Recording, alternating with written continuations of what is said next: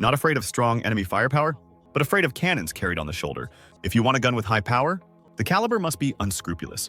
Able to consistently make a handheld, gunpowder gun with a freakish 62mm caliber, have to say the designer's courage was really not ordinary.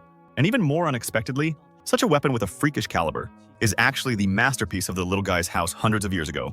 Really don't know how these short-legged, small-armed dwarves were able to use such a freakish weapon.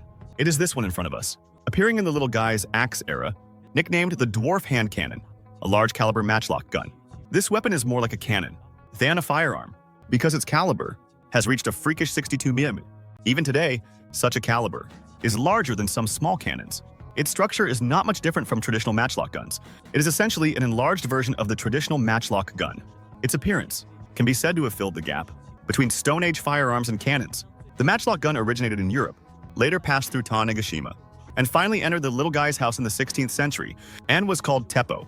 In order to further increase the power of this weapon, its caliber was constantly increased. Eventually, this large caliber handheld cannon was born. Its barrel was still made using the relatively primitive cast iron process.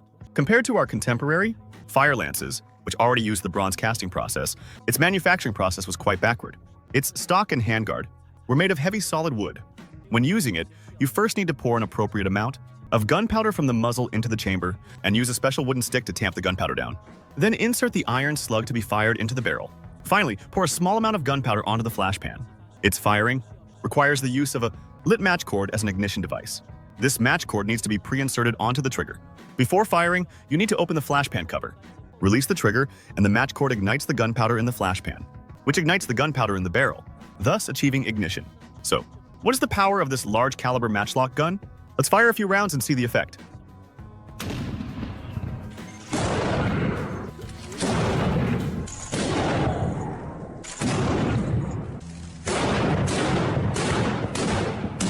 Judging from the recoil generated when firing, this thing's power should be considerable. But with such a large recoil, its shooting accuracy is probably not very good. If you are not careful, you can easily end up eating dirt on the spot. For such a product of the old antiques from hundreds of years ago, what do you want to say?